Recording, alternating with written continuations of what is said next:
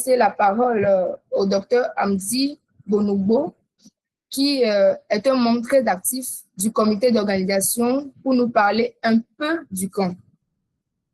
Je cède maintenant la parole au docteur Hamdi Bonogbo pour une brève présentation du camp. Le docteur Hamdi, vous avez la parole.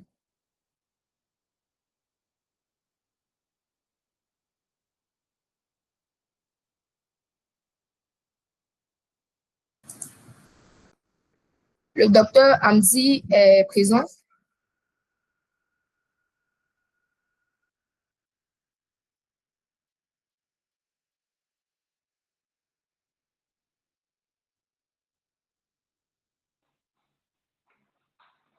S'il te plaît, Espoir. Oui. S'il n'est pas là, on peut commencer avec le docteur Nouréni, en attendant que Hamdi nous rejoigne. Il a un problème de connexion, je ne sais pas encore. D'accord. Alors, sans plus tarder, nous allons accueillir le premier intervenant, le docteur Nouréni Saouti, pour son intervention. Docteur Nouréni, vous avez 20 minutes. Merci. Merci beaucoup. J'espère que vous m'entendez très bien. Vous m'entendez? Super. Oui, nous entendons très bien. Ok, parfait. Donc, tout le plaisir pour moi. Et aujourd'hui, je pense que je vais faire une présentation où nous allons aborder en fait les techniques de transcription. Et puis, on verra pourquoi les transcriptions sont importantes et quelles sont les méthodes et les outils qu'on peut utiliser de nos jours pour non seulement faciliter cette tâche, qui a une tâche assez importante dans toute étude qualitative, et aussi comment est-ce que l'IA peut nous aider. Donc, je vais sans plus tarder partager mon écran.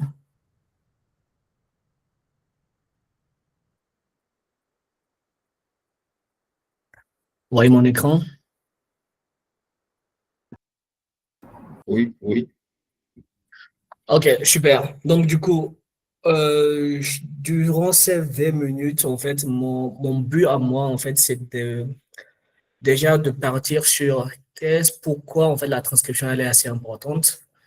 Quels sont les outils de transcription et surtout, c'est quoi les bonnes pratiques pour réussir une transcription. Donc, je pense que ce n'est pas assez une surprise pour la majorité d'entre vous. Vous voyez, est-ce que vous voyez quel slide en fait? Vous voyez je sais pas ce que vous voyez actuellement. Est-ce que quelqu'un peut me dire ce qu'il voit? Pour être sûr que je partage le bon écran.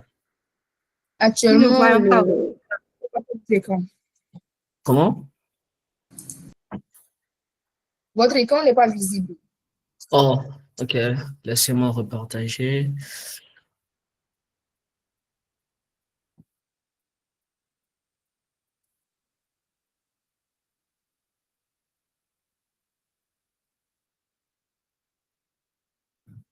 Là, est-ce que vous voyez la présentation ou pas?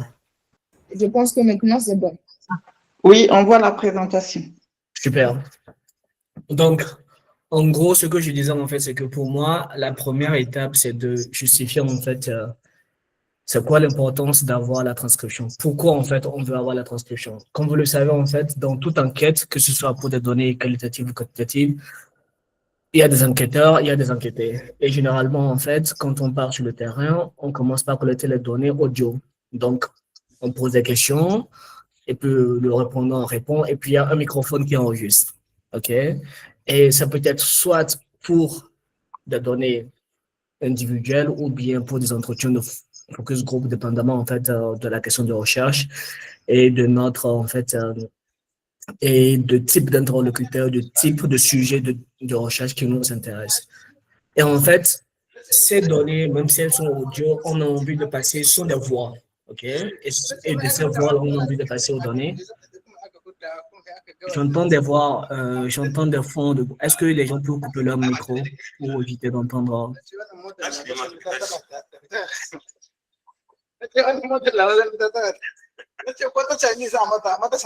Madame la modératrice, vous pouvez...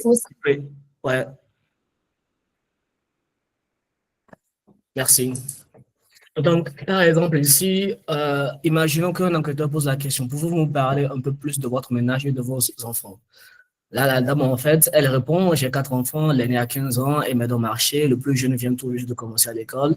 Les choses sont devenues plus difficiles depuis que mon mari a perdu son emploi l'année dernière. En fait, c'est beaucoup d'informations que cette dame-là vient de donner et l'idéal, en fait, serait de pouvoir capter tout ceci dans notre analyse. Donc, du coup, le pouvoir de la transcription, en fait, permet de capter la recherche du terrain, donc préserver des nuances. Par exemple, la personne peut avoir des hésitations. Et aussi, lors d'un focus group, en fait, on peut capter tout ce que tout le monde a dit, même si des fois, en fait, comme c'est des débats, des fois, en fait, les voix peuvent comment dirais-je, s'interposer. Et en fait, c'est aussi adapté pour des réponses ouvertes où on a envie de capter tout ce que en fait, notre enquêté a dit et faire entendre leur voix et surtout avoir toutes ces informations là-dedans qu'on pourra utiliser plus tard, en fait, dans les évaluations de programme. Aussi, une fois qu'on passe de la voix à du texte, et c'est ça, en fait, le principe de la transcription, j'ai des voix, j'ai des données, ça peut être sous format audio, et je veux pouvoir avoir du texte correspondant. Donc, ce texte que j'ai, en fait, regorge énormément d'informations qui me permettra de faire des analyses sur ce texte-là. Donc, le codage, l'analyse thématique et aussi comparer ça avec d'autres données qualitatives pour s'assurer, en fait, que c'est, en fait, ça tient la route et ce qu'on appelle la triangulation. Et ça aussi permet d'identifier les effets inattendus et les dynamiques contextuelles. Par exemple, tu es en train de récolter des données au niveau d'un focus group. Et là, en fait, tu t'aperçois en fait, qu'il y a en fait des dynamiques de groupe. Il y a des gens qui ont peur de parler. Par exemple, imaginons que c'est une question assez délicate. Et là, il y a hommes et femmes. Par exemple, bon, j'imagine que c'est un cas, je prends un cas assez extrême là, parler des violences physiques faites aux femmes. Donc, bref, en fait, c'est pour dire que cette approche nous donne, en dehors du fait qu'elle permet de capturer la recherche du terrain, elle permet de renforcer la rigueur analytique et surtout aussi, elle permet de faciliter la collaboration et la diffusion. Par exemple, il est plus aisé pour un chercheur, quand il collabore avec d'autres chercheurs, de ne pas leur envoyer l'audio, mais de leur envoyer le texte, la transcription, qui est qui in fine sera traduisible et partageable. Donc, et aussi, il y a une autre chose qui est assez intéressante, c'est que, et c'est pas que pour les données qualitatives, hein, toutes sortes de données qu'on collecte, il y a un sujet qui est aussi intéressant, c'est est-ce que l'enquêteur pose la bonne question comme il le faut? Est-ce que sa démarche, en fait, de conduire l'entretien est éthique? Et là, en fait, on a tous ces audios, la main dont l'enquêteur pose la question. Peut-être que l'enquêteur va reformuler parce qu'il pense que l'enquêteur n'a pas compris. Et en fait, tout ça, en fait, on a toutes ces audios-là nous permet, en fait, de pouvoir analyser la qualité de l'entretien qui, dans la majorité des cas, a un impact sur la qualité de données qu'on collecte, même si c'est des données qualitatives. Voilà. Non, mais non. Une fois qu'on s'est dit ceci, en se disant en fait pourquoi la transcription elle est assez importante, la première des choses est souvent l'approche la plus classique que j'appelle moi l'approche manuelle de transcription. Donc, imaginons que vous avez collecté des audios, vous avez fait votre enquête. La première étape, c'est que il faut que quelqu'un puisse écouter ces audios-là et les transcrire. Et pour ça, donc, du coup, quelqu'un s'assoit, en fait, et ça prend du temps, hein, écoute l'audio, met son casque, écoute l'audio et commence par transcrire. Mais avant de faire ça, en fait, il faut être préparé. Il faut se dire, en fait, avoir un template de transcription. Dire, en fait, voilà les informations, voilà ma procédure de transcription. La date, le lieu, les participants, les enquêteurs, et définir ce qu'on appelle un verbatim, intelligent ou résumé. Complet, le verbatim complet, c'est que, en fait, le transcripteur doit transcrire tout ce qu'il entend. Même s'il y a des moments, par exemple, lorsque l'enquêteur parle, il peut dire, je ne sais pas trop, mais je pense que... Donc, même cette phrase-là, je ne sais pas trop, je pense que, doit être transcrit. Des pauses, des titres, tout ceci doit être transcrit, c'est ce qu'on appelle une transcription, un sort de verbatim complet. Là, on prend tout. Parce que l'idée, on le prend parce qu'on se dit peut-être que la manière, ce genre d'hésitation, de tic, cache peut-être derrière une sorte de ressenti, de malcompréhension de la question, et ainsi de suite. Et il y a l'autre verbatim où, en fait, le transcripteur, en fait, décide, en fait, bon, moi, je ne m'intéresse pas à ces tics-là, à ces trucs. Je vais tous les enlever. Je sais ce que je veux et je veux m'intéresser au corps, en fait, du texte et de l'audio. L'autre partie, au lieu d'enlever tout ça en fait, l'autre partie qui est encore beaucoup plus synthétique, c'est que le transcripteur va se dire, non, je n'ai pas besoin de transcrire mot pour mot ce que j'entends. Ce que je vais faire, je vais produire un résumé. Donc, il est très important, avant la transcription, de définir en fait, le type de verbatim qu'on va avoir. Et maintenant, pendant la transcription, il est très important d'utiliser un bon cas, segmenter les séquences, indiquer les locuteurs, noter les hésitations, les rires et les pauses si elles sont pertinentes. Et justement, une fois que cela est fait, il faut revenir après et justement relire la transcription en écoutant à nouveau pour corriger les erreurs. Et un truc qui est aussi important, c'est qu'il faut anonymiser les données. S'il y a des données personnelles là-dedans, il faut essayer de les anonymiser et vérifier la cohérence du format. Et après, s'il y a des passages qui sont non audibles, en fait, souvent, et justement, on verra ça après, c'est que il y a des fois, le micro utilisé ne permet pas de capter en fait ce que le répondant dit. Le micro est peut-être éloigné du répondant, donc c'est ce qui fait qu'on a des bruits autour et des passages qui sont inaudibles. Et il est très important en tant que transcripteur de noter ces parties et surtout de ne pas deviner. Parce que si on se met à deviner, c'est qu'on pense, oh, voilà peut-être ce qu'il a dit, et ça peut faire sens. Mais là, en fait, le but de la transcription, c'est de relater mot pour mot ce qui a été dit par voie orale. Et là, c'est lors de l'analyse qu'on peut se dire, oh, comment est-ce qu'on peut compléter en fait cette partie inaudible. Mais ce n'est pas le but de la transcription en soi. La transcription, comme je voulais dire, en fait, part de l'audio pour nous donner du texte brut qui à la fin sera utilisé pour toute analyse qualitative ou même quantitative après. Voilà. Maintenant, souvent, imaginons par exemple qu'on veut faire une enquête, même si c'est en français, par exemple, donc il y a les accents. Donc, quand un Béninois, un Ivoirien, un Sénégalais parle le français, en fait, il y a des accents variés. Donc, par exemple, ces accents variés, il y a des tics qui sont assez communs à certaines communautés. Par exemple, quand un Sénégalais parle, en fait, il y a des tics qui reviennent, ou bien quand un Béninois parle, il y a des tics qui reviennent, quand un Togolais parle, il y a ces tics-là. Et ces tics-là, il faut pouvoir, en fait, les garder si on pense que ça permet de pouvoir faire une bonne analyse du discours, sinon il faut les retirer. Mais en fait, dans tout ceci, en fait, il y a, au lieu de le faire de manière, comment dirais-je, manuel pour moi, en fait, c'est quelqu'un qui prend son casque, met l'audio, écoute l'audio et transcrit. Et là, dans ce sens, en fait, on se dit, ça c'est manuel. Mais aussi, il y a aussi des outils d'IA qui peuvent nous aider, mais la relecture humaine est indispensable et puis on va y revenir après. Un autre point qui est aussi très, très important, c'est que la qualité sonore. Si l'audio n'est pas de bonne qualité, on ne peut rien faire avec. Donc, il faut s'assurer que lors de l'entretien, lors des enquêtes, que nous avons en fait des micros qui sont proches, un environnement qui est assez calme et puis des enregistrements qui sont clairs. Après, les outils d'IA peuvent nous aider à éliminer des bruits parasites ou signaler des zones inaudibles, mais c'est aussi le rôle du transcripteur en fait, lors de son écoute, lors de son travail, de noter ces points-là et comme je le disais, surtout de ne jamais deviner un mot qui est non compris ou bien qu'il a peut-être mal entendu. Maintenant, la question qu'on se pose ici, c'est de savoir, aujourd'hui, vous avez, je ne sais pas si vous êtes au courant, aujourd'hui, il y a beaucoup d'outils d'IA. Aujourd'hui, j'imagine que vous êtes tous déjà au courant de comment est-ce que ChatGPT fonctionne, comment est-ce que différents types d'outils d'IA fonctionnent. Et si vous avez remarqué, avec ChatGPT, vous avez la capacité, en fait, de lui parler. Donc, vous avez votre téléphone, vous ouvrez votre application de ChatGPT et vous lui parlez.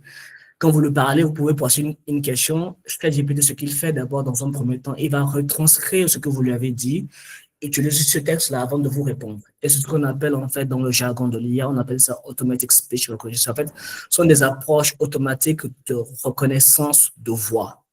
Ces modèles-là, en fait, permettent d'automatiser le process. Vous voyez, en fait, avant, il y avait quelqu'un qui devrait prendre son casque, jouer l'audio, et une fois qu'il écoute l'audio, il retranscrit. Maintenant, aujourd'hui, ces outils d'IA là sont assez développés. on a des modèles, en fait. Tout ce que tu as à faire, c'est de leur fournir l'audio. Eux, ils vont faire le boulot qu'il faut derrière. On va y revenir après pour certains qui veulent entrer dans le détail. Et après, ils nous sortent le texte. Donc, ça transcrit en quelques minutes ce qui prenait des heures. C'est parfait pour les projets à grand volume où le délai est toujours serré. Et aussi, ça permet aussi de réduire les coûts. Donc, il y a moins de saisie manuelle, plus de ressources pour l'analyse. Parce que le cas est assez simple. Hein. Lorsque, par exemple, vous êtes un chercheur, vous avez fait une enquête sur, je sais pas moi, sur 100 sujets ou bien 200 sujets ou bien 1 millier de sujets. Donc, c'est une enquête qualitative. Et là, vous avez tous ces audios-là. Vous allez engager quelqu'un qui va transcrire cela. Mais là, le fait d'engager cette personne-là, quand il va vous envoyer la transcription, donc soit vous faites confiance aveuglement, soit vous dites, bon, quand même, j'ai envie de vérifier est-ce que cette personne a fait quelque chose de bonne qualité. En fait, rien ne nous garantit que c'est beau. Donc, pour les cas, c'est une question qu'on se pose. Et là, souvent, on a besoin encore de réécouter soi-même et de s'assurer, ou de prendre des bouts, par exemple, de ne pas faire pour tout prendre un petit échantillon, de refaire le travail. Par exemple, en s'assurant que si, par exemple, sur un échantillon aléatoire, il a fait bien le travail, ça marche. Mais aujourd'hui, on peut se dire cette partie-là où manuellement, on fait la transcription, après on revérifie encore manuellement, pourquoi ne pas remplacer cette première étape-là par de l'IA? Non seulement c'est moins de saisie manuelle, plus de ressources pour aller, c'est moins coûteux, mais ça permet de traiter plusieurs langues aussi, parce que ces modèles d'IA là sont assez adaptés pour des langues qu'on appelle qui ont beaucoup de ressources ou sur lesquelles on a beaucoup de données, mais généralement, elles sont assez faibles pour les langues africaines. Même s'il y a la communauté qui travaille aujourd'hui en Afrique pour pouvoir permettre à ces modèles d'IA là aussi de pouvoir performer très bien comme ils le font en anglais et en français sur les langues africaines comme le Swahili, le Wolof ou le Fon. Donc, du coup, il y a ce travail-là. Donc, remplacer cette première étape-là, elle est moins coûteuse et ça permet justement de se focaliser sur l'analyse qualitative. Tout comme fait, on ne peut pas se fier à 100% à l'IA, il faut aussi pouvoir faire ce contrôle-là derrière. Mais au moins, ça nous réduit le coût et ça facilite le travail. Donc, c'est pourquoi aujourd'hui, beaucoup de gens pensent à intégrer l'IA. Comment est-ce que l'IA peut servir justement dans ces cas-ci? Maintenant, mais l'IA a ses avantages et ses limites. Donc, comme avantage clé, rapidité, évolution, format exportable, support du français avec reconnaissance des accents et intégration facile dans d'autres, justement, flux de travail pour les données qualitatives. Mais les limites à connaître, et c'est très important ici, c'est que c'est moins précis pour les accents marqués ou audio brouillard, en fait, ou des audios, il y a beaucoup de bruit derrière, et aussi surtout les audios avec les langues africaines. Donc, ça ne permet pas de capter les non-verbaux, des émotions, des pauses, et surtout, il faut avoir une relecture humaine complète. Donc, il y a aussi cette question-là de confidentialité. Quand on connaît des données, en fait, ces outils d'IA, en fait, sont souvent des outils open source. Donc, soit tu peux les télécharger sur ton ordinateur et les tourner, soit tu es obligé de faire appel à des services qui existent, mais qui sont sur le web. Donc, qui dit sur le web, dit, en fait, à un moment donné, tu es censé partager tes données avec cette personne-là, ou bien cet outil. Et là, il faut vérifier les politiques RGPD de ces plateformes-là pour s'assurer de comment est-ce que les données sont stockées là-bas, comment est-ce que les données sont utilisées. Mais généralement, ce que moi, je préfère généralement, c'est télécharger ces outils-là en local pour pouvoir faire mon travail. C'est comme par exemple télécharger tout logiciel qu'on peut télécharger sur ton ordi et faire le boulot après. Maintenant, par exemple, aujourd'hui, c'est quel outil IA on peut recommander? Donc, là, par exemple, là, on va faire une petite démo après sur le temps. Il y a ce qu'on appelle OpenAI, le constructeur, le développeur de ChatGPT, a fait sortir un modèle open source qu'ils appellent Whisper. Donc, Whisper, en fait, c'est un modèle qui est gratuit, simple et multilingue, donc il couvre près d'une centaine de langues. Mais par contre, sa capacité sur les langues africaines est assez limitée, mais quand même, ils essaient de couvrir ces langues-là. Mais pour le français, ça marche pas mal, et pour l'anglais, ça marche très bien.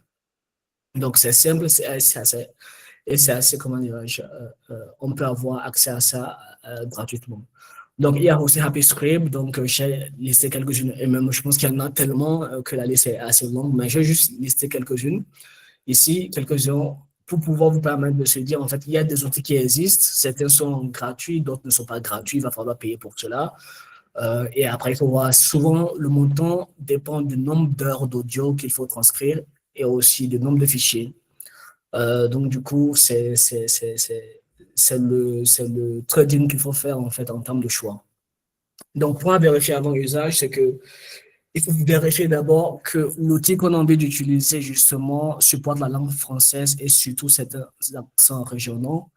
C'est quoi la politique de confidentialité? Est-ce que c'est compatible avec mes outils d'analyse qualitative? Mais en fait, ce dernier point, c'est pas vraiment très, très pertinent parce que en output, la majorité de ces outils-là te donnent un texte. Donc, sous format Word, que tu peux ingérer dans tout autre outil après. Donc, ce qu'on recommande, c'est toujours avoir une IA et une relecture humaine. Donc, dans un premier temps, on charge l'audio, on choisit la langue et on sort notre texte. Relecture humaine, corriger les erreurs. S'il y a des pauses qu'on a perdues, ajouter ces pauses et ces tirs non verbaux. Et formatage et exporter.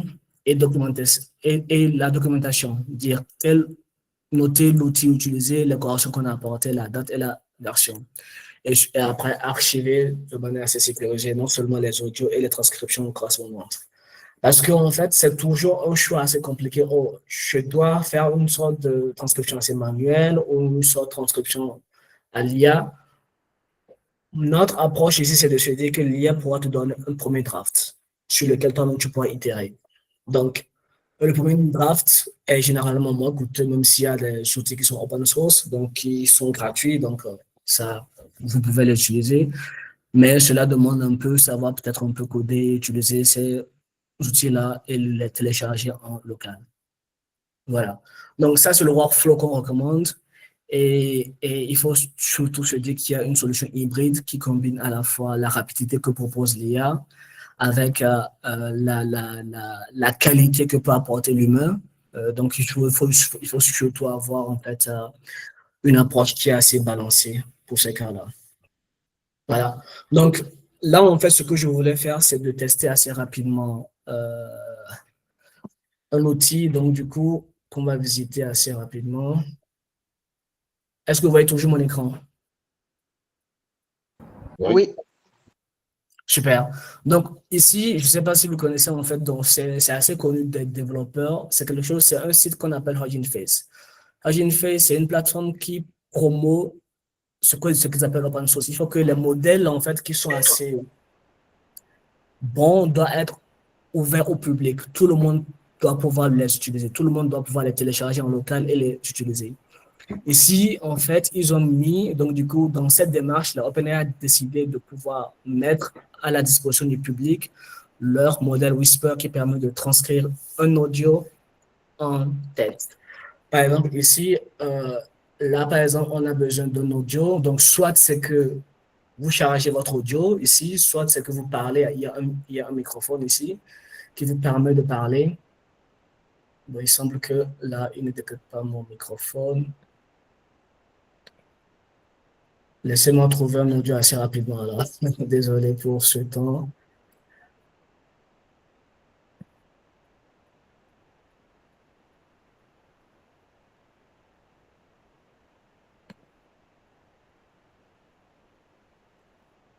En fait, il y a une plateforme qu'on appelle Mozilla Common Voices. En fait, c'est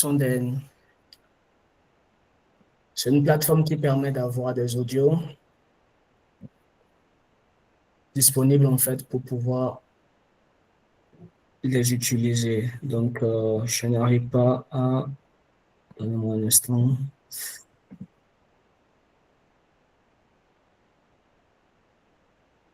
Je vais trouver un audio. Si quelqu'un a un audio à partager avec moi, c'est pas mal, mais je pense que je vais trouver rapidement.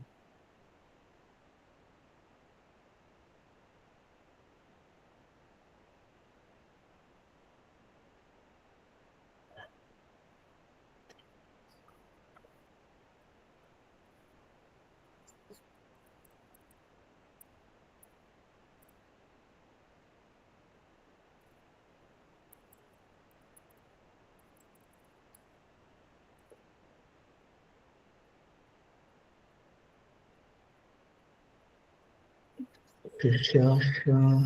Bon.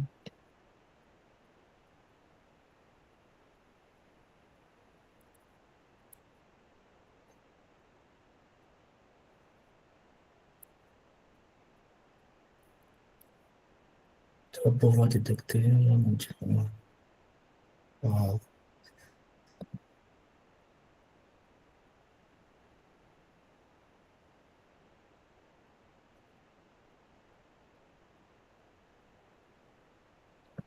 On va prendre le français. Ce que j'aime bien avec ceci, c'est qu'il y a on te met à disposition plusieurs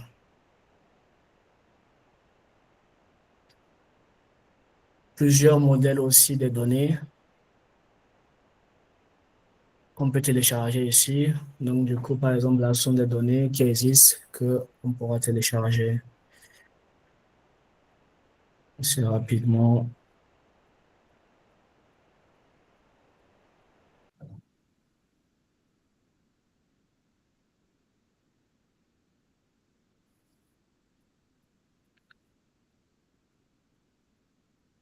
Donc, moi, je devrais pouvoir utiliser pendant que ça se télécharge, mon microphone, mais ça ne passe pas, en fait.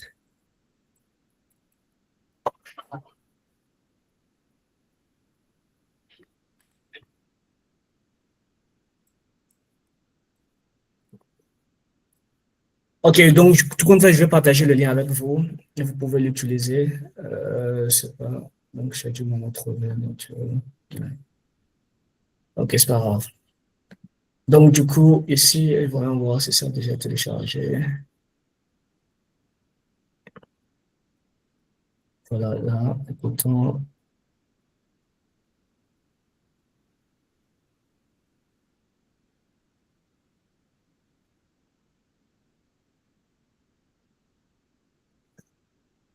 Oh, je n'ai pas téléchargé le français. OK. Bon, on va continuer le temps que, lors des questions, on pourra faire le test. OK. Le temps que je télécharge après l'audio qu'il faut pour pouvoir faire le test en live avec vous. Donc, je vais revenir à mon partage d'écran, à la slide. Voilà, donc du coup, on le fera pendant que les gens seront en train de poser la question. Je pourrai revenir et faire cette petite démo avec vous. Donc, en fait, pour finir, en fait, le checklist que j'ai en fait pour vous, c'est justement, il faut pouvoir, pour les transcriptions, il faut que le dossier soit clair et complet. Le locuteur bien identifié, le niveau de verbatim défini. Les temps, en fait, c'est à quel moment on dit quoi. Donc, il faut pouvoir les collecter. Donc, souvent, généralement, ce que les gens font, ils prennent des intervalles réguliers. Donc, à chaque 5 minutes, on doit savoir ce qui s'est dit. Et il faut corriger les parties inaudibles. Donc, on peut les garder ou bien les corriger, mais il faut documenter ça et dire pourquoi on a décidé de corriger ça au lieu de laisser ça comme tel. Il faut une relecture humaine. Et après, si on utilise l'outil IA, il faut pouvoir dire quel outil et c'est quel protocole on a utilisé. Et surtout, la donnée doit être anonymisée après. Voilà, donc du coup, pour finir, l'IA accélère la transcription, mais la rigueur humaine en garantit la valeur. Donc, la qualité de données, qualité repose sur la fidélité au discours. Documenter, relier, c'est assurer la crédibilité et la transparence de vos évaluations. Message clé, automatiser pour gagner du temps, pas pour perdre du sens. Voilà, voilà. Donc, du coup, j'ai fini ma présentation et c'était un plaisir. Si vous avez des questions, n'hésitez pas pendant que je me prépare pour rapidement faire cette petite démo pour vous. Merci beaucoup, Dr Noureini, pour cette présentation très claire et structurée. Dans votre présentation, vous nous avez rappelé que la transcription ne commence pas seulement par l'écoute de l'audio. Il faut tout un travail avant pour bien préparer le matériel et définir les conventions. Et pendant la transcription, la rigueur est essentielle pour rester fidèle aux propos et après le contrôle de qualité et la relecture garantissant la fiabilité des données. Vous avez aussi bien mis en lumière la contribution de l'intelligence artificielle, ses avantages en termes de gain de temps, mais aussi ses limites quand il s'agit de comprendre les nuances du langage et les accents. Nous allons à présent ouvrir la session des questions et réponses. N'hésitez pas à les partager dans le chat ou à lever la main pour prendre la parole. Nous prenons juste quelques questions avant de passer au second intervenant. Merci. Alors, nous avons une première question de Monsieur Elom qui demande à savoir comment ces outils IA gèrent-ils les données et audio qui y sont uploaded pour transcription. Ça, c'est la première question. Merci. Vous pouvez répéter, je n'ai pas très bien compris. La question de Monsieur Elom dit comment ces outils IA gèrent-ils les données et audio qui y sont uploaded pour transcription? Oui, il y a deux manières en fait. C'est ce qu'on disait en fait en termes de politique RGPD, voir en fait comment est-ce qu'ils l'utilisent, comment est-ce qu'ils le stockent. Mais il y a deux manières de voir. La première façon, c'est que quand vous uploadez un audio, là-bas en fait, souvent ils vont garder l'audio pour pouvoir faire le travail. Une fois que c'est fait, ils le suppriment. Donc il faut s'assurer que c'est une politique que l'outil IA en fait que vous utilisez comprendre sa politique de gestion des données. Mais moi, honnêtement, je préfère utiliser les outils en local. Donc, du coup, bon, ça va demander quand même un peu d'effort, de technicité pour pouvoir télécharger ces modèles-là en local. Et aujourd'hui, honnêtement, il y a beaucoup de sources qui existent qui vous permettront de pouvoir avoir des assistants IA en local et vous permettre de faire votre travail de transcription.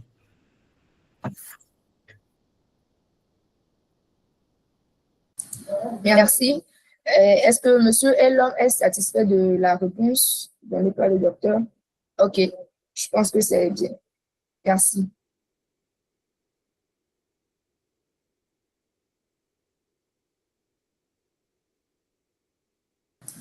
Nous avons une seconde question de Monsieur Tamou qui demande à savoir parmi les outils IA que vous utilisez, lesquels sont recommandés?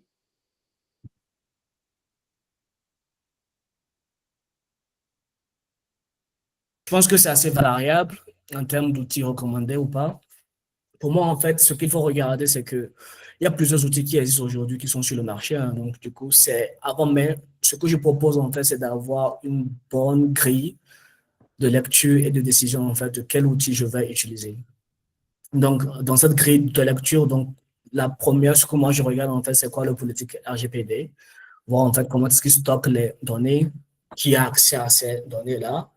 Et justement, ça permet de se dire, en fait, après, est-ce que mes données sont en sécurité ou pas? Donc, ça, pour moi, ça, c'est la première chose. L'autre chose, en fait, comme critère, c'est aussi la qualité. Et c'est ce que je disais, en fait, dans ma présentation, comprendre, en fait, quels sont les types de langage que ces outils-là, comment dirais-je, supportent. Et justement, faut voir, est-ce que le langage sur lequel on est intéressé, il le supporte ou pas.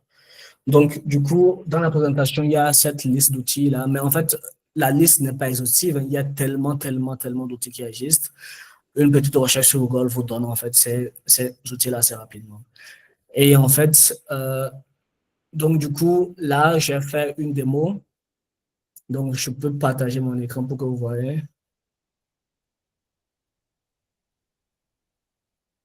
Pour que, comme ça, c'est la seule partie qui me manque. Voilà, donc du coup, ce que j'ai fait, c'est que je suis allé sur cette plateforme-là qu'on appelle Hugging Face. Vous avez accès à plusieurs types d'audio. Hein. Là, par exemple, j'ai téléchargé un audio. Je ne sais pas si quand je vais le jouer, vous pouvez entendre.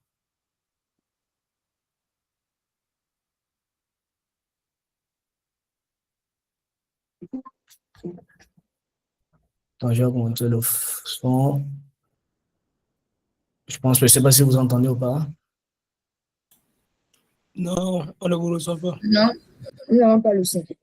Ouais, donc gros, ouais, donc du coup, je pense que c'est l'heure. Là, en fait, j'ai mis le volume il est au maximum. Là aussi, il est au maximum. Laissez-moi jouer ça peut-être ici en local.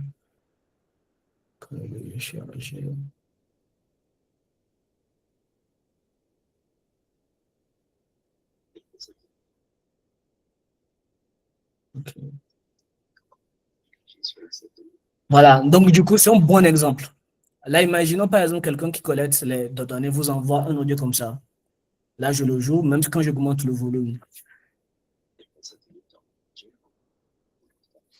Il faut vraiment écouter très bien, avoir des casques qu'il faut pouvoir écouter. Donc, du coup, mais malgré ça, l'IA peut transcrire ça parce qu'en fait, là, il parle d'un téléphone satellite qui, justement, en fait, ne remplace pas généralement un téléphone portable, ainsi de suite. Donc, c'est des audios que les gens utilisent. Par exemple, je prends un autre.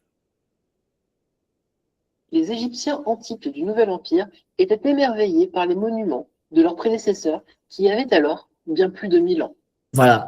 Là, vous voyez en fait que ce que j'aime avec ces données-là, c'est des données réelles. En fait, c'est ce qu'on rencontre lorsqu'on fait des enquêtes. Vous voyez?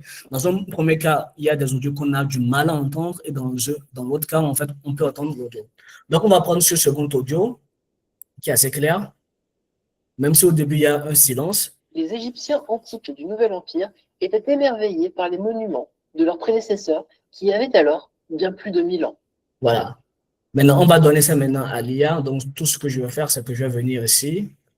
Les Égyptiens antiques L'écran, s'il vous plaît, on ne voit plus l'écran, s'il vous plaît. Vous ne voyez plus l'écran? Non. Vérifiez votre connexion, s'il vous plaît. L'écran est visible. Non, c'est ta connexion. L'écran est visible. L'écran est visible à mon niveau. OK. Super. Donc, du coup, je prends le second. C'est le second audio. On a joué? Non, je pense. Oui, c'est lui. Donc, je le charge comme ça. Donc, je peux le jouer ici. Le temps qu'il charge.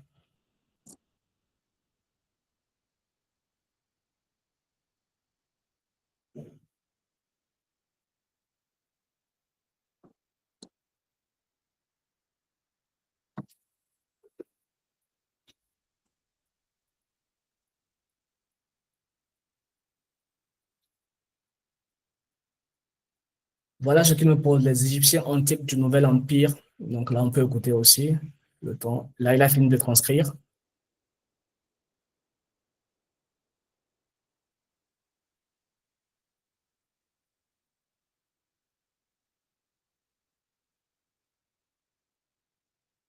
Vous voyez, il a transcrit ça correctement. Donc, il n'a pas pris en compte la phase de pause au début et la phase de pause à la fin, mais il s'est focalisé en fait sur le texte, sur le corps de l'audio. Vous voyez?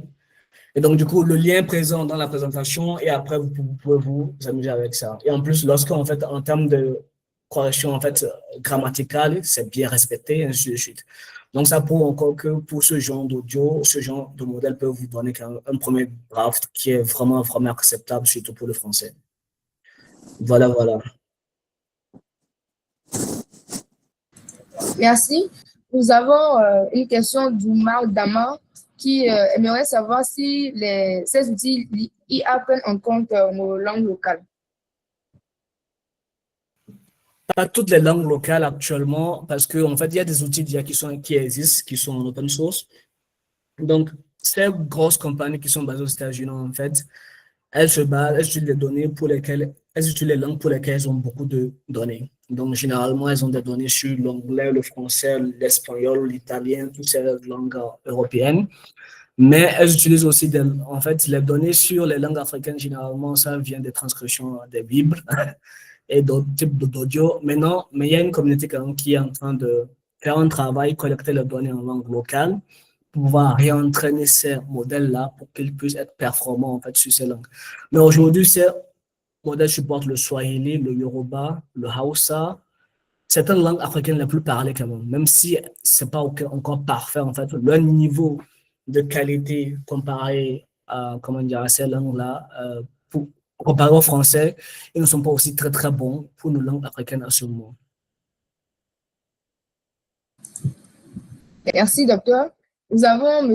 Emmanuel qui aimerait avoir plus d'éclaircissements sur ce que vous appelez la politique HPD. Non, c'est la politique RGPD. En fait, c'est une politique qui aujourd'hui régule comment est-ce qu'une entreprise gère les données de ses clients, comment est-ce qu'elle les stocke, comment est-ce qu'elle assure leur confidentialité et comment est-ce qu'elle les utilise après. En résumé.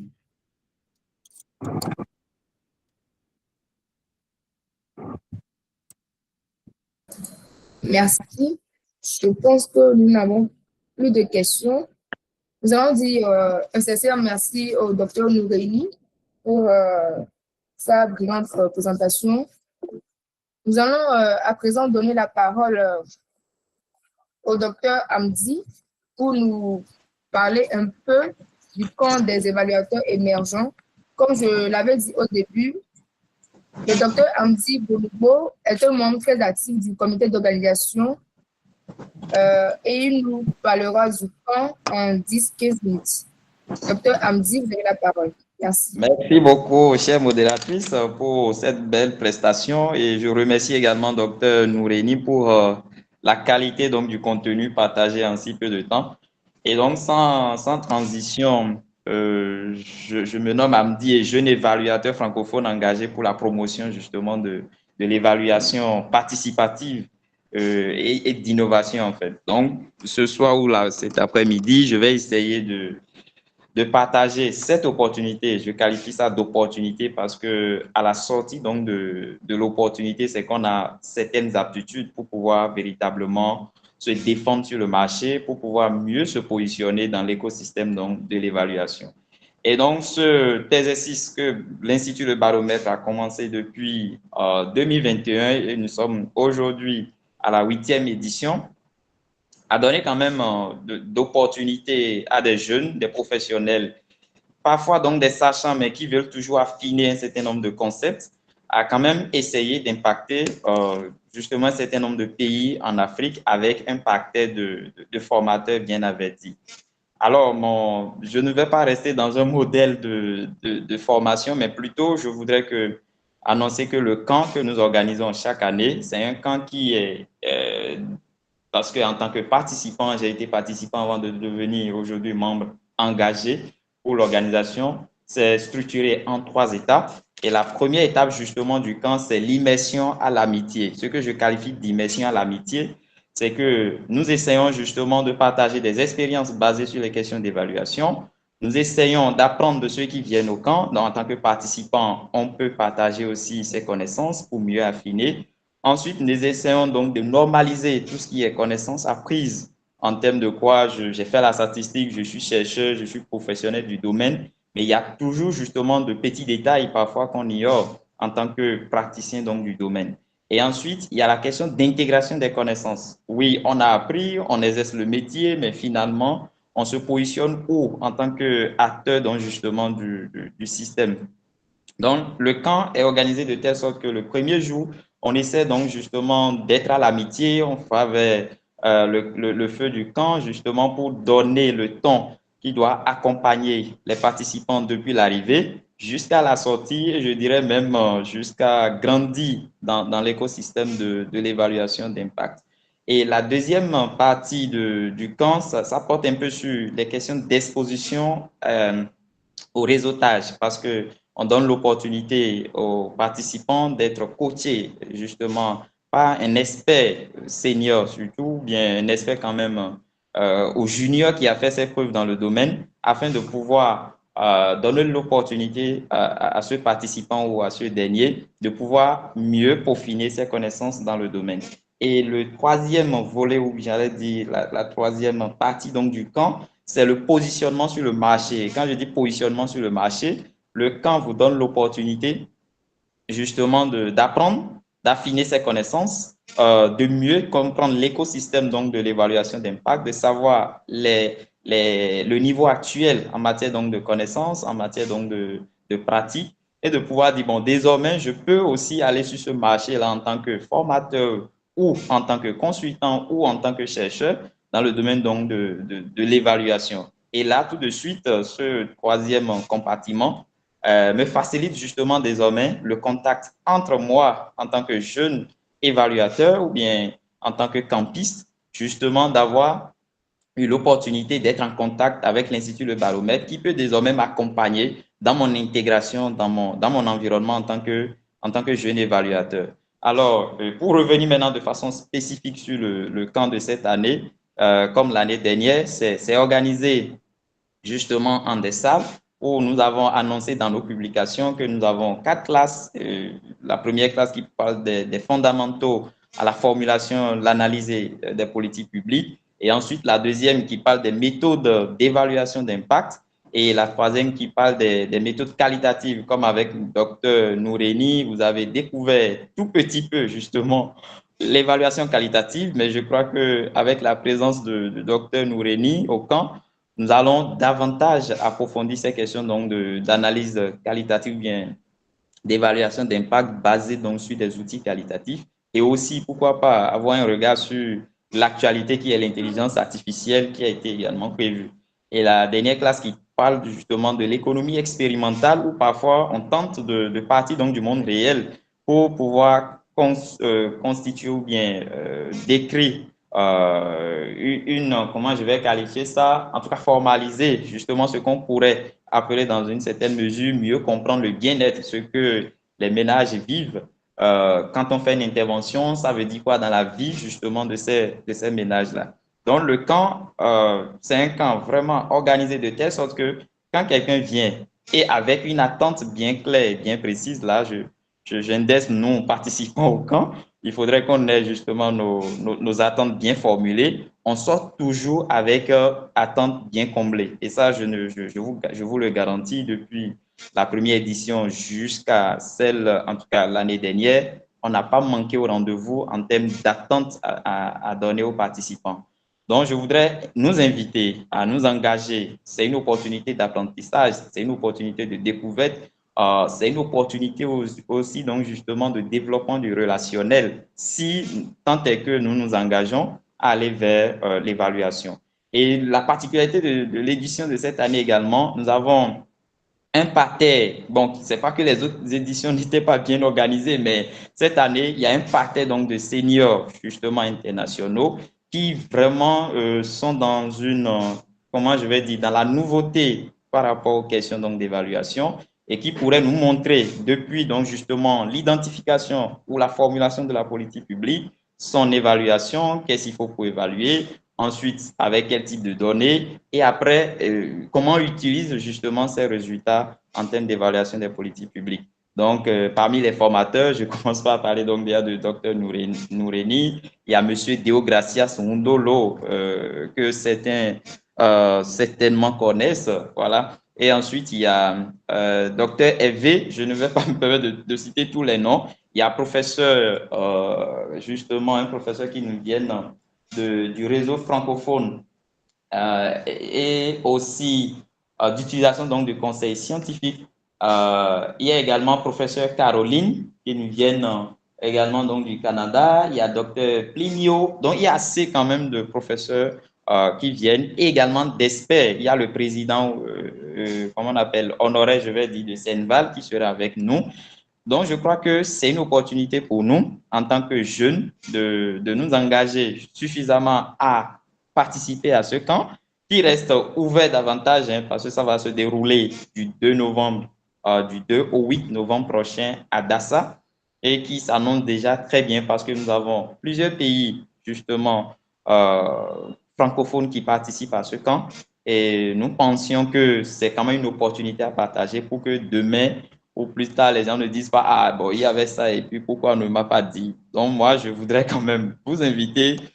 J'ai été très rapide, mais s'il y a des questions, je pense que l'Institut Le Baromètre, on partage toujours les visuels. S'il y a des préoccupations, on peut toujours contacter le point focal qui est avec nous dans la séance, M. Eric, ou écrire directement Baromètre sur l'Internet. C'est qu'on a facilement justement les informations à propos de comment on peut s'inscrire à ce camp-là. Et aussi, il y a des opportunités de bourse qui sont disponibles. Donc, toutes les informations sont vraiment disponibles pour que nous soyons tous au même niveau d'information par rapport à ce camp qui s'annonce très bien. Donc, je vais m'arrêter là. Je pense qu'il y a l'email du baromètre qui est en train de partager dans le chat. Et donc, s'il y a des questions, je vais les prendre. Et puis voilà, merci bien. Merci beaucoup, docteur Hamdi. Merci. Et je peux vraiment attester ce que le docteur vient de dire parce que moi-même, j'ai eu la chance de participer au camp des évaluateurs émergents. Et je vous invite vraiment à y participer parce que, en tout cas, c'est une expérience qui permet d'apprendre beaucoup et de découvrir plein de perspectives pour ceux qui s'intéressent à l'évaluation. Et en voyant les questions dans le chat, je pense que nous tous qui sommes présents, nous nous intéressons à l'évaluation. Et nous pouvons, comme le docteur vient de le dire, retrouver le docteur Noureini, le docteur Hervé et beaucoup d'autres experts à ce point. Je ne sais pas si nous avons des questions.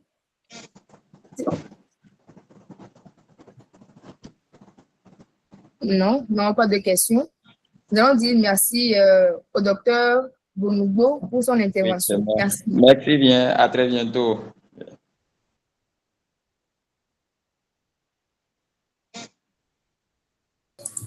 Nous allons à présent donner la parole au docteur Hervé Benaou. Comme je l'avais dit dans la présentation, il est post-doctorat de l'Université libre de Bruxelles. Il est docteur en sciences politiques et sociales. Il est spécialiste du suivi et évaluation du développement.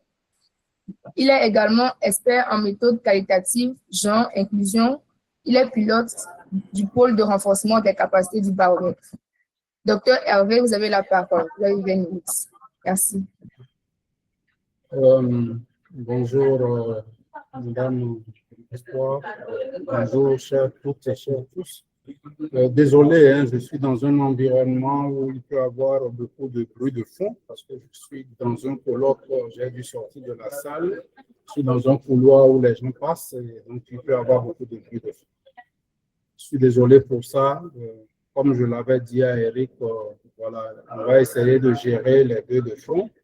Je ne sais pas s'il est possible, après une si brillante présentation faite par Noureini, de prendre la parole encore pour dire quoi que ce soit sur la transcription, parce que je crois qu'il a abordé l'essentiel des questions.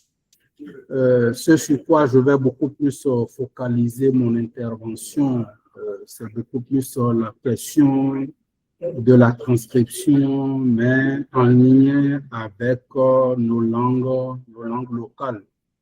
Comment est-ce que, une fois que le docteur Noureini est intervenu par rapport à comment est-ce qu'on gère la question de la transcription quand on est dans les langues qu'on appelle ordinairement les langues étrangères, français, anglais, espagnol, portugais et autres. Si on prend maintenant les langues, si l'entretien a été conduit en langue locale, comment est-ce que la transcription peut se gérer? Je vais aborder les questions de défis liées à cette transcription des entretiens conduits en langue locale. Je vais ensuite parler des questions de méthodes pratiques pour garantir les aptitudes et la cohérence des transcriptions des données collectées en langue locale. Et puis, je vais finir sur de bonnes pratiques et de la traduction, notamment la question d'anonymisation après la transcription. Mais avant d'aller plus loin, je voulais me rassurer que vous voyez parfaitement mon écran. Je voulais être sûr que mon écran est bien perçu. Parfait, parfait. Merci pour la confirmation. Et donc, comme je le disais, dans notre contexte et dans notre métier de chercheur, d'évaluateur, qu'on soit junior, senior ou autre, ou même si on se situe sur la chaîne que constitue la question de l'évaluation, même si on se situe sur le maillon analyseur ou analyste de données, on doit surtout de données qualitatives, on doit forcément partiser avec la question de la transcription, puisque en tant qu'analyste de données qualitatives, on est sur des données discursives, c'est-à-dire des données issues des propos des autres. Et donc, le métier nous oblige à aller vers les autres, à les écouter et à partir de ce qu'ils nous disent pour faire les analyses qui puissent permettre d'avoir des données certifiées, des données probantes, susceptibles d'aider les décideurs à prendre des décisions idoines pour nous permettre d'avoir les meilleures conditions de vie, améliorer nos conditions de vie. Et donc, je vais aborder maintenant rapidement les défis liés à la transcription des entretiens réalisés en langue locale. Et comme vous le savez, en Afrique, on a des multitudes de langues, n'est-ce pas? Et donc, les défis vont varier en fonction de 3 situations qui se présentent généralement. La première situation, c'est que vous comprenez parfaitement la langue et vous conduisez vous-même l'entretien. Quand c'est comme ça, c'est plus ou moins gérable pour vous. La deuxième situation, c'est que vous avez recours sur le terrain, vous ne comprenez pas du tout la langue et vous avez recours à un interprète. Quelqu'un qui comprend la langue, vous posez vos questions en français et cette personne-là traduit les questions en langue locale et la personne que vous enquêtez répond en langue locale et l'interprète vous traduit la réponse en français. Vous voyez que dans cette situation, non seulement ça allonge l'entretien, mais ça porte beaucoup de biais. Il y a beaucoup de biais dedans. Si cette situation, vous ne savez pas la manipuler, la gérer au mieux, vous partez avec un entretien qui vous posera d'énormes difficultés dans la transcription, au moment de la transcription. La troisième situation, c'est que vous utilisez un agent enquêteur ou un agent enquêteur ou ce qu'on appelle généralement les assistants de recherche, que la personne soit de sexe masculin ou de sexe féminin. Elle peut comprendre la langue ou elle peut ne pas comprendre la langue. Mais c'est quelqu'un que vous utilisez qui va sur le terrain, qui vous collecte les données. Elle peut se retrouver dans la première situation ou dans la deuxième situation. Mais dans n'importe quel cas, vous n'avez pas, cette personne n'a pas vocation à faire la transcription. Et donc, elle va juste vous collecter les données et vous revient avec les données transcrites et vous les récupérez. Mais dans un autre cas, vous lui payez non seulement la collecte de données, mais également la transcription des données. Et cette personne collecte les données et gère la transcription des données, soit fait une transcription, comme le docteur Noureini le disait tout à l'heure, une transcription intégrale, une transcription partielle et une note d'entretien. Donc ça, voilà les 3 situations dans lesquelles on se retrouve généralement quand on est en situation d'entretien en milieu local et en langue locale. Le premier défi que nous avons, c'est le défi donc linguistique. Nous avons une diversité de dialectes. Et dans notre contexte, avec la diversité de dialectes que nous avons même des langues qui se rapprochent, mais qui ont des variations dialectales. Les mêmes mots peuvent vous renvoyer à des sens différents, parfois même contraires. D'accord? Et donc ça complique encore davantage la question de la transcription des entretiens réalisés en langue locale.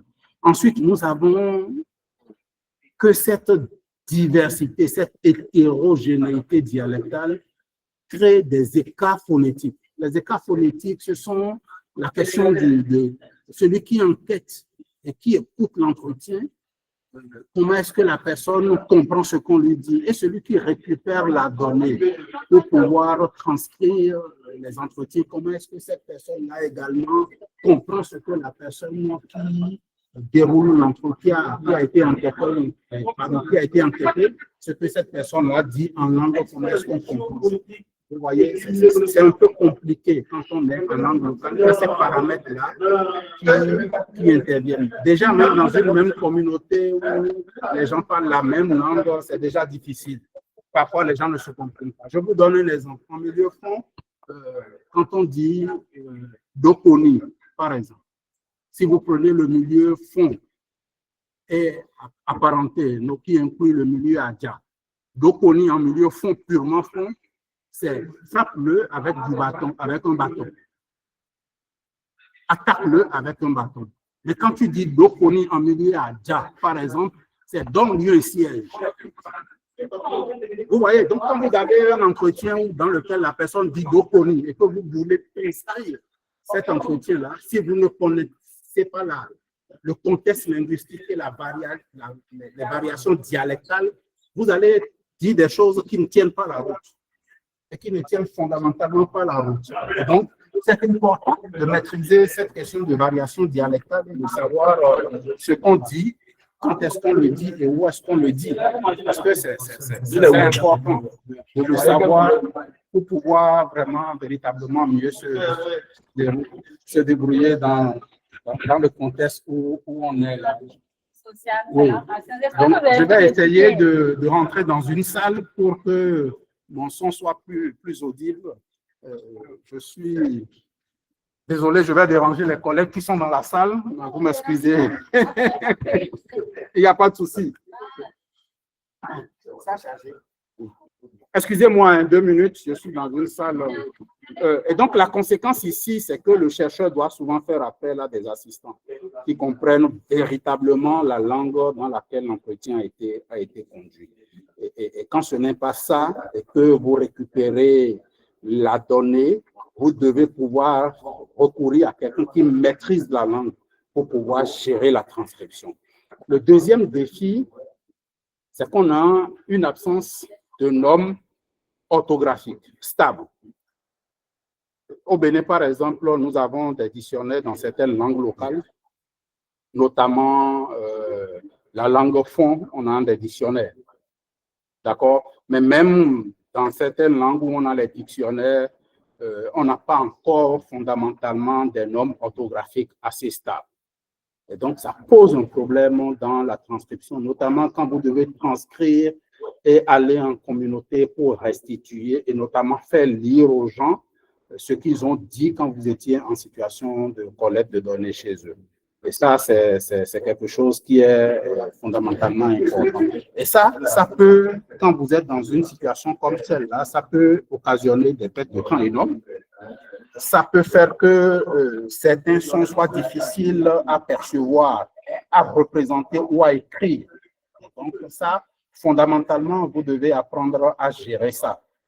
Et donc, c'est là où parfois on fait recours également à des spécialistes, ou soit quand on finit la transcription, comme le docteur Noureni le disait, on le fait lire par les gens qui connaissent vraiment l'écriture de la langue. Si vous avez la contrainte de ne pas transcrire seulement en français, mais également en langue locale. D'accord? Le troisième défi, ce sont les questions d'alternance codique. Les interlocuteurs passent fréquemment du français à la langue locale. Prenez le cas du Sénégal. Vous avez sur une chaîne de télévision, les gens parlent à la fois français et le wolof. Et quand vous allez en entretien, dans des milieux comme ça, vous avez une oscillation entre plusieurs langues où le monsieur, pour exprimer un sentiment ou donner un avis par rapport à quelque chose, peut le dire dans une langue dans laquelle il se sent très à l'aise et revenir encore en français ou aller dans une autre langue. Et donc, parfois, on est en situation d'entretien où on a des mélanges de genres linguistiques. Et quand vous êtes avec cette réalité de mélange de genres linguistiques, ça complique encore davantage votre métier de transcripteur. Et ça vous oblige à faire des transcriptions partielles. Et pour les parties où il y a des mélanges de genres que vous ne comprenez pas, à faire recours à des gens qui maîtrisent vraiment ces patois-là et qui peuvent vous aider à véritablement les transcrire. L'autre défi, c'est le défi technique. N'est pas transcripteur qui veut. N'est pas transcripteur qui veut. Le docteur Noureni a dit tout à l'heure, hein, quand l'entretien est conduit en français, en langue étrangère, on a plus de facilité pour le transcrire parce qu'on a des outils aujourd'hui qui aident véritablement à faire ces genres de transcription. Mais quand c'est en langue locale, vous avez beaucoup plus de difficultés à gérer ça, Et donc, un entretien, par exemple, que vous avez réalisé en 1h30 en langue locale, pour le transcrire, vous allez utiliser une journée et voire plus. Parce que ça vous demande d'écouter, de réécouter, d'encore écouter et de suffisamment vous mettre dans le contexte de l'entretien pour pouvoir véritablement faire cette transcription-là. Et donc, la fiabilité de ce que vous allez avoir comme résultat de transcription dépendra vraiment donc de votre maîtrise de la capacité des méthodes et des techniques de transcription, de votre maîtrise de la langue, de votre maîtrise du contexte d'entretien et de votre maîtrise également du contexte de vie de la personne que vous avez enquêté, de votre maîtrise de sa maîtrise à elle-même, du sujet dont elle parle. Si vous n'avez pas tous ces paramètres-là, c'est difficile pour vous de vous mettre dans une transcription par rapport auxquels vous avez des défis techniques et par rapport auxquels tous les autres défis que j'ai évoqués là interviennent. Et donc, c'est fondamentalement important pour vous de savoir que vous avez la responsabilité quand vous êtes sur le maillon transcription de tenir compte d'un certain nombre de choses. Après ça, nous avons la qualité acoustique de l'entretien.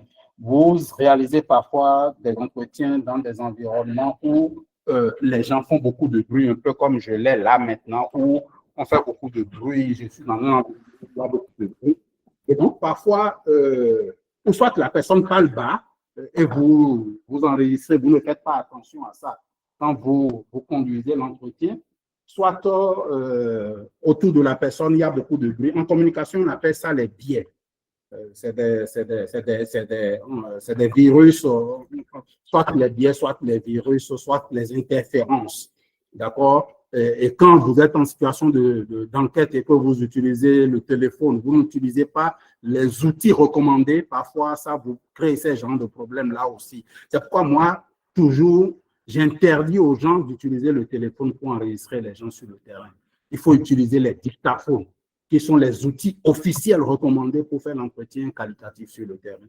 Et donc, quand vous avez les outils dictaphones et que vous rapprochez votre outil de la personne, vous avez beaucoup plus de facilité à avoir les meilleurs sons et donc à faciliter la transcription après. L'autre chose qui est importante à retenir, c'est qu'il faut négocier que l'entretien se déroule dans un environnement calme et apaisé. Généralement, les gens savent vous écouter quand vous négociez bien. Et ça, il faut déjà le négocier quand vous négociez l'entretien. Ça permet aux gens de savoir que, voilà, ils ont la possibilité de s'éloigner du bruit, de choisir un environnement à leur convenance qui puisse permettre de réduire les bruits et de faciliter ensuite la transcription des données que vous avez. Nous avons ensuite maintenant les défis méthodologiques et analytiques. La perte de sens à la traduction. Lorsqu'on passe de la langue locale au français, il y a une énorme perte de sens. La personne va utiliser par exemple un proverbe. Vous allez traduire le proverbe mot à mot, alors que vous n'avez pas l'obligation de traduire ce proverbe-là mot à mot. Il faut aller chercher les gens qui comprennent le sens du proverbe pour pouvoir vous dire concrètement ce que la personne dit. Sinon, vous allez utiliser des traductions qui n'ont rien à voir avec ce que la personne a dit et qui vont déformer ensuite les analyses que vous aurez à réaliser. Le risque, comme je l'ai dit, c'est de simplifier la phrase de la personne, le proverbe ou les poissons, où la personne a utilisé les métaphores, les thèmes relationnels. Et en milieu rural, les gens aiment bien utiliser ces choses-là, soit de le déformer au bas mot. Je donne un exemple. En font par exemple les termes comme flé-flé, c'est-à-dire abondamment, ou flé-flé, léger, à l'intonation peuvent renvoyer à la même chose. Mais quand vous avez ça dans un entretien, vous ne pouvez jamais savoir ce que la personne veut dire. Et donc, vous allez le traduire à partir de votre propre compréhension, encore qu'il vous faut être du milieu fond pour savoir ce que la personne dit. Parfois, par exemple, si on écoute Alépé Raoult, qui est un chanteur du Bénin, qui chante beaucoup en milieu fond, dans certaines de ses chansons, on ne comprend absolument rien de ce qu'il dit. Et donc, si je vous donne une chanson de Alépé Raoult qui s'inscrit dans ce registre-là, je vous demande de le transcrire.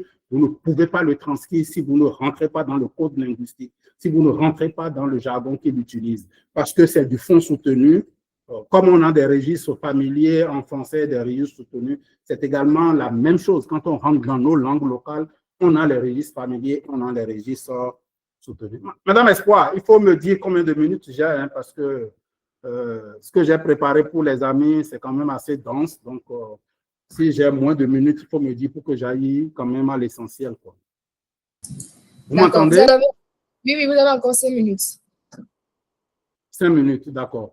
Et donc, le défi méthodologique aussi nous renvoie à la charge de travail et à la fiabilité au niveau des données transcrites. 1 heure d'enregistrement, comme je l'ai dit, vous avez pratiquement une journée de vie à consacrer parce que pour la transcription des entretiens en langue locale, comme il n'y a pas encore de logiciel ou d'IA totalement fiable, il faut écouter.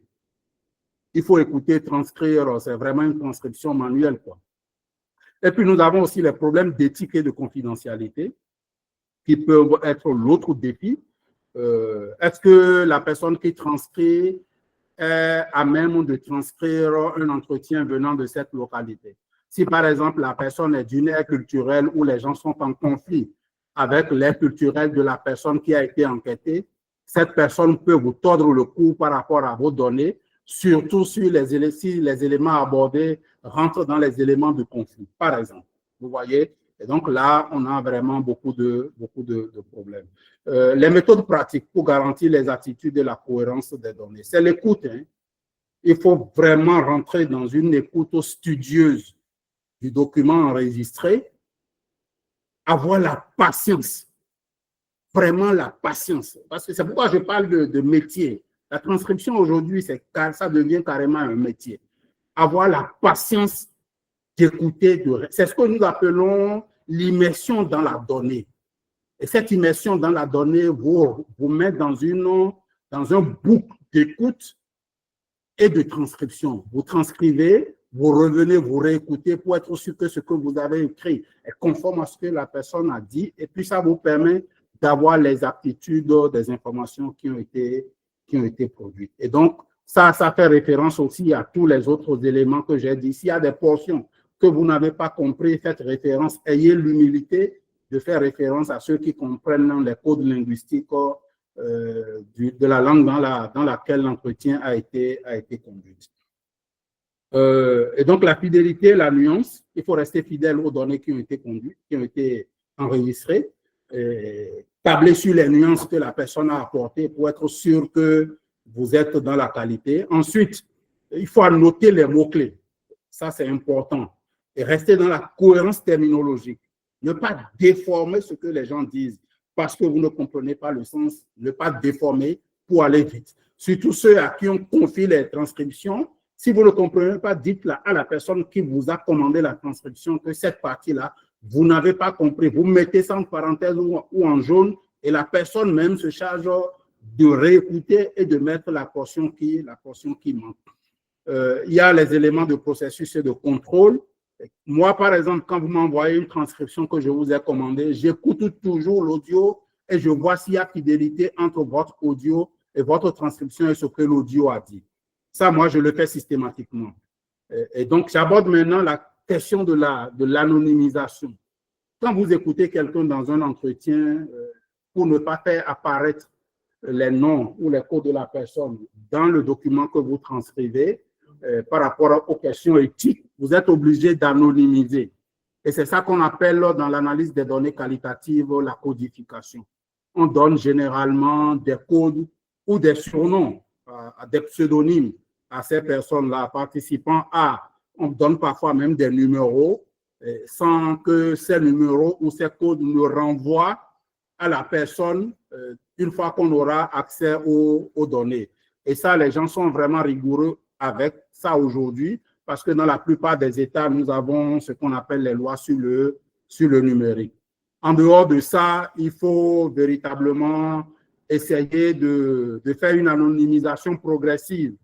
Et donc, vous notez les entretiens, ça peut être par ordre d'enregistrement où vous définissez vous-même l'ordre et vous notez progressivement. Moi, j'utilise généralement un fichier Excel pour pouvoir faire ça. Et ça me permet de faire la codification en fonction de l'ordre d'enregistrement des entretiens et des jours d'enregistrement des entretiens. Parfois même, je vais jusqu'à tenir compte de l'heure d'enregistrement. Maintenant, il ne faut pas sur-anonymiser aussi. Ce n'est pas parce qu'on vous dit d'anonymiser que vous allez mettre 20 caractères dans un code d'un entretien. Il faut savoir raison garder par rapport à ces éléments-là aussi. Donc, voilà un peu, les amis, quelques éléments que j'ai voulu partager avec vous pour ouvrir les débats dans le cadre de cette seconde partie de notre webinaire. Je vous remercie. Disons merci au docteur Hervé pour cette enrichissante intervention. Vous avez mis en lumière les défis concrets liés à la transcription, surtout dans les contextes multilingues où les langues locales ne disposent pas toujours d'outils adaptés. Et vous avez aussi parlé des méthodes pratiques que vous avez proposées pour garantir une meilleure qualité de transcription, pour ne pas déformer ce qui s'est dit dans l'enquête. À présent, nous allons ouvrir la session de questions et réponses. Vous pouvez mettre vos inquiétudes dans le chat afin que le docteur puisse nous aider. Merci.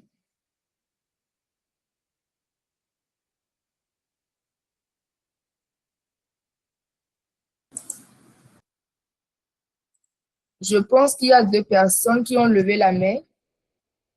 Monsieur Barry, vous avez la parole. Alors, merci au facilitateur, merci à l'Impétran. Donc, j'ai posté déjà ma question sur le chat. C'était de comprendre comment pallier à ces défis liés à la transcription des langues nationales dans un contexte d'évaluation sur une période courte.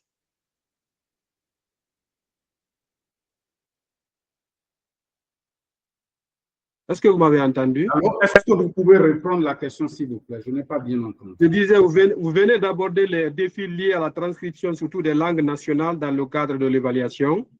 Maintenant, je me dis, oui, est-ce que, voilà, pour les évaluations qui durent une courte durée, voilà, généralement, les commanditaires nous demandent d'évaluer leurs projets ou leurs programmes, ou c'est une période très courte, pendant que c'est une méthode mixte qu'ils recommandent de faire, où on va collecter des données à travers des communautés qui ne parlent que la langue nationale et une masse de données. Voilà, comment pallier à cette difficulté de transcrire tout ça là dans une période courte? Est-ce qu'il y a des alternatives possibles, voilà, qui peuvent alléger la charge de travail pour produire, donner vraiment quelque chose de quintessent qui est acceptable par le commanditaire? Oui, je préfère, Madame Espoir, si vous permettez, je préfère répondre directement. Là, je réponds à chaque question et puis ensuite, on prend la question suivante. D'accord. Monsieur Barry, est-ce que vous voulez que je sois sincère avec vous? Je veux vraiment que vous soyez sincère. Si vous voulez que je sois sincère avec vous, dites au commanditaire s'il veut faire du Kali, il donne le temps et les ressources pour faire du Kali. S'il ne veut pas faire du Kali, il se contente des données chiffrées. Parce qu'on a trop triché avec les données et l'analyse qualitative. Si on veut rentrer dans ce que Olivier de Sardan appelle la rigueur du qualitatif, déjà la collecte de données quali prend du temps, c'est chronophage. La transcription, quand elle est en français ou en anglais, le docteur Noureni vous a montré maintenant les voies et moyens pour aller vite. Mais quand c'est en langue locale, ça prend du temps. Et ce temps-là, le commanditaire doit savoir, c'est déjà vous, hein, vous-même, quand vous proposez votre offre technique, vous devez déjà tenir compte de ça dans votre offre technique. Et quand les gens combattent ça, vous devez être en mesure de défendre le temps que ça prend, la ressource que ça prend, vous devrez être en mesure de défendre. Mais généralement, on est tellement en mal de mission qu'on propose des offres pour gagner des missions et après, on commence à tricher. Il ne faut plus tricher avec la chose qualitative. Moi, je suis désormais contre le fait qu'on rentre dans du saupoudrage quand on rentre dans la gestion des données qualitatives, que ce soit en termes de collecte, en termes d'analyse et en termes de traitement et en termes d'analyse. Si nous voulons faire du Kali, nous faisons le Kali avec toute la rigueur qu'il faut. Mais si nous ne voulons pas faire le Kali, nous rentrons dans le quanti. Maintenant, ça dépend de la démarche méthodologique que vous retenez. Si vous êtes juste dans un sondage, si ce n'est qu'un sondage, vous n'aurez pas une masse d'entretien à gérer. Là, vous pouvez aller vite. Mais si vous rentrez dans vraiment une enquête approfondie, le commanditaire doit comprendre que vous avez l'obligation d'avoir le temps et les ressources nécessaires. Surtout quand on est dans un design list, mais qui est exploratoire, où on fait exploratoire à dominance qualitative, où on fait d'abord l'entretien, les enquêtes quali, de façon vraiment approfondie, on complète avec quelques entretiens quanti. Là, on a vraiment l'obligation de rentrer, comme je l'ai dit, dans ce que Olivier de Sardan appelle la rigueur du qualitatif. Voilà un peu ce que je peux dire pour répondre à votre question. C'est pourquoi j'ai demandé si vous voulez que je sois sincère. Merci vraiment, j'ai aimé la réponse. Sauf que voilà, le contexte parfois des commanditaires, en tout cas nous dans notre contexte guinéen ici, on demande voilà, un travail colossal et puis on te dit qu'il y a tel timing, quoi. Parfois même on fixe le budget, voilà, et puis voilà, il y a les gens qui font des propositions juste pour avoir le marché, voilà. Donc on est confronté à ces situations pareilles et après quand on arrive au niveau de la restitution de l'évaluation, ils te demandent eux-mêmes, ils te demandent voilà, des preuves, de la transcription, pendant que tu n'as même pas eu tout le temps pour faire ça, quoi. Ça devient, voilà, très, très complexe. C'est ça. Moi-même qui suis ici, hein, parfois, vous êtes obligé de prendre la mission parce que vous n'avez pas du tout de mission en cours. Mais quand c'est comme ça, vous êtes obligé de distribuer la tâche, quoi. Vous partagez le travail à plusieurs personnes et ça vous coûte en argent. Plutôt que de vous coûter en temps, ça vous coûte en ressources financières. Parce que vous mettez plusieurs personnes à contribution. Ouais, c'est clair, c'est clair. En tout cas, merci vraiment. J'ai aimé. C'est moi, un plaisir. Merci vraiment. Ouais. Merci. Monsieur Eric Koulibaly, vous avez la parole pour votre question. Merci.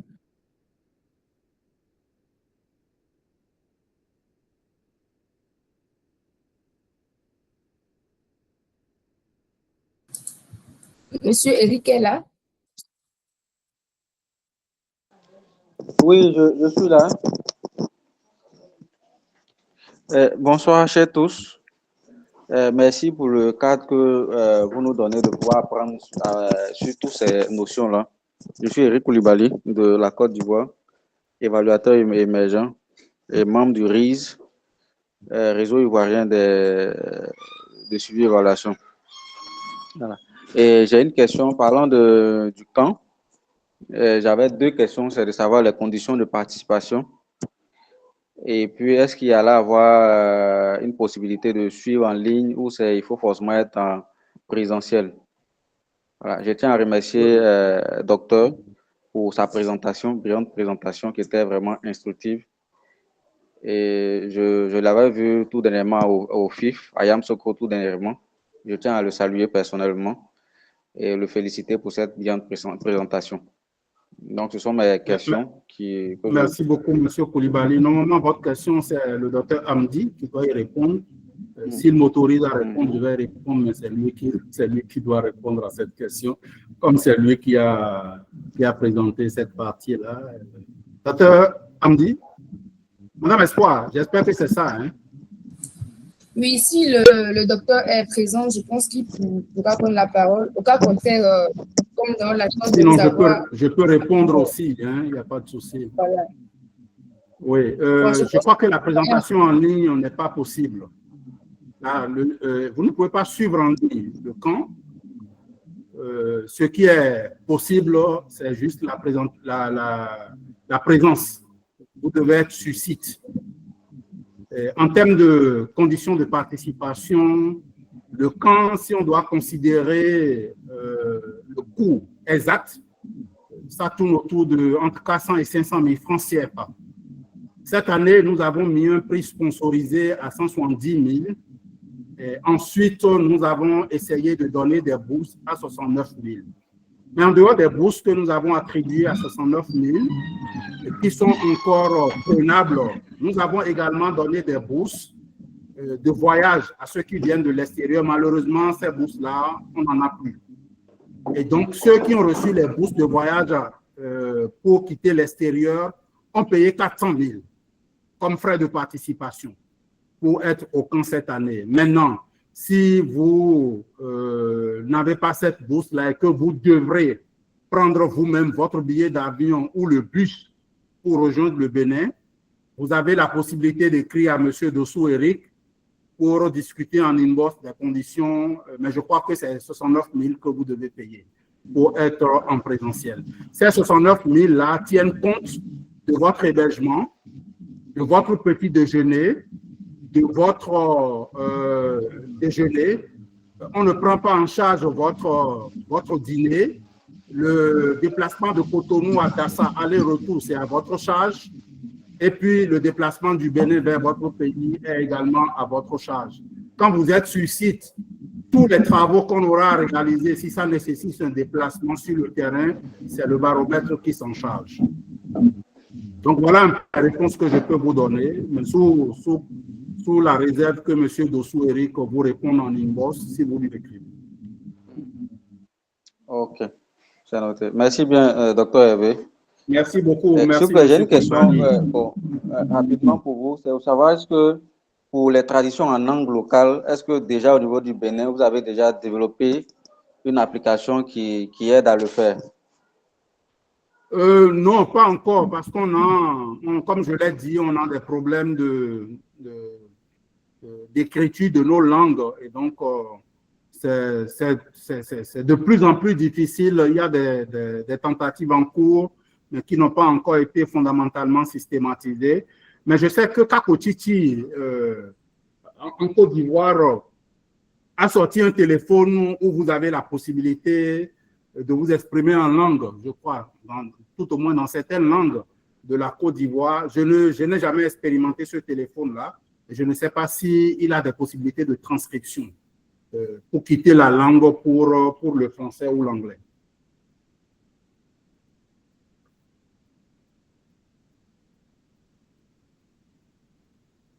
Oui, madame. Ok, merci, docteur. Merci, docteur. C'est moi un plaisir, monsieur Koulibaly. Nous allons prendre juste une dernière personne, monsieur Basba Bangré. Vous avez la parole.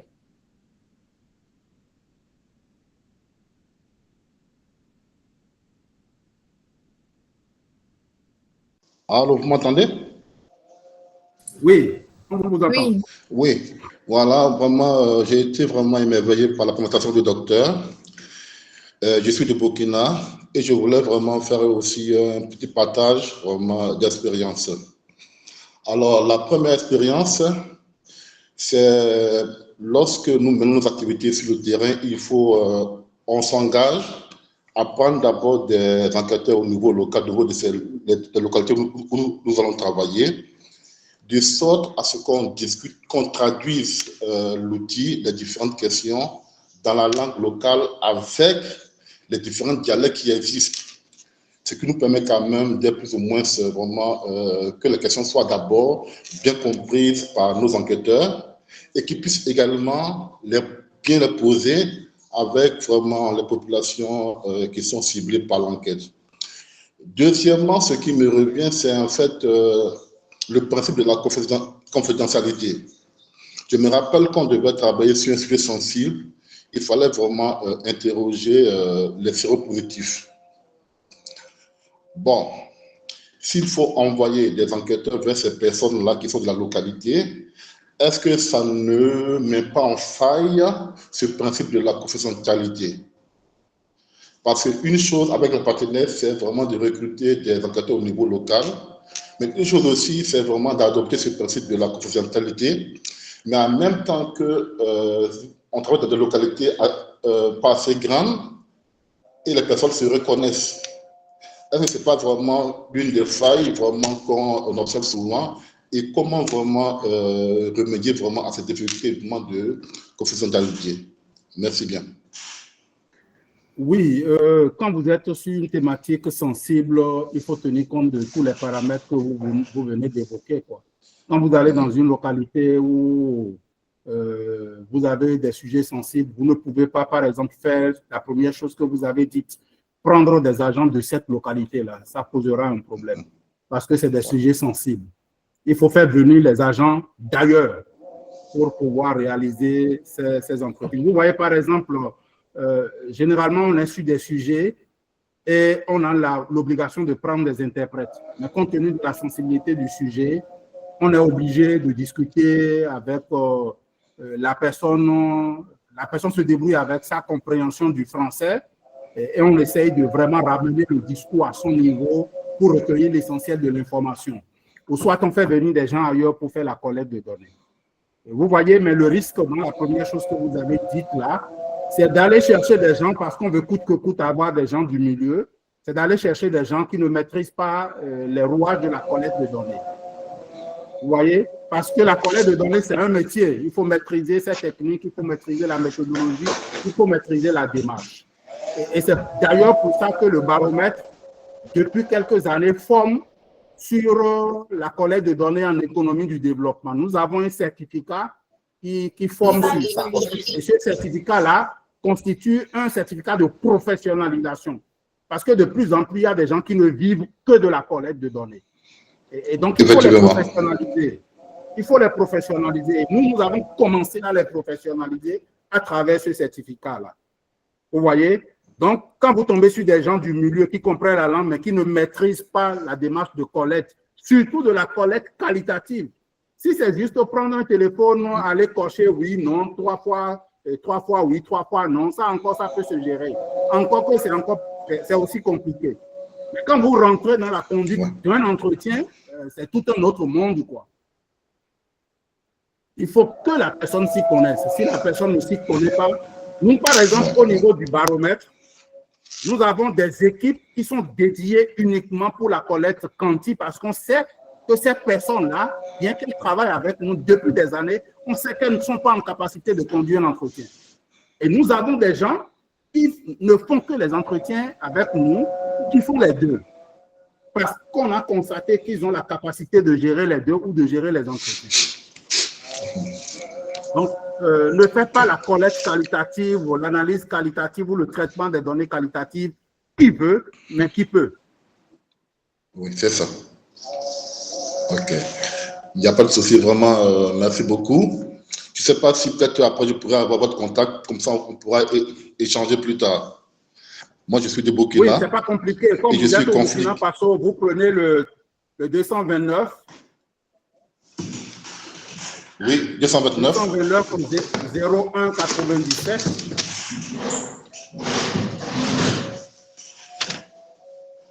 Attention, 229 01 0197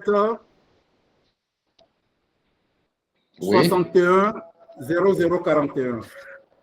Oui. Ok, bon? Merci bien, docteur. Oui, c'est voilà, bon. C'est seulement à M. Bangré que j'ai donné. Les autres, là, vous me demandez la permission avant de l'avoir. Merci beaucoup, docteur. Allez.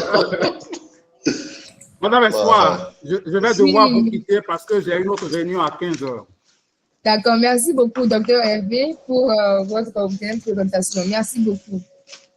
Allez, chers amis, à très bientôt. Ça a été un plaisir. Merci beaucoup. Alors, nous arrivons à la fin de ce riche échange. Un grand merci à nos intervenants pour leur présentation et leurs recommandations pratiques. Merci également à vous, chers participants, pour vos contributions et votre fidélité à nos webinaires trimestriels. N'oubliez pas, nous donnons rendez-vous au camp des évaluateurs émergents. Et comme nous le savons, nous avons la chance d'avoir le docteur Nouréni, le docteur Hervé et d'autres experts qui seront là à ce camp. Il est toujours possible de s'inscrire. Je pense que le baromètre a laissé des informations dans le chat, notamment le numéro que nous pouvons contacter pour avoir plus d'informations sur ce camp. Alors, nous vous disons merci et excellente suite de journée à toutes et à tous. Merci. Merci beaucoup. Merci. Merci.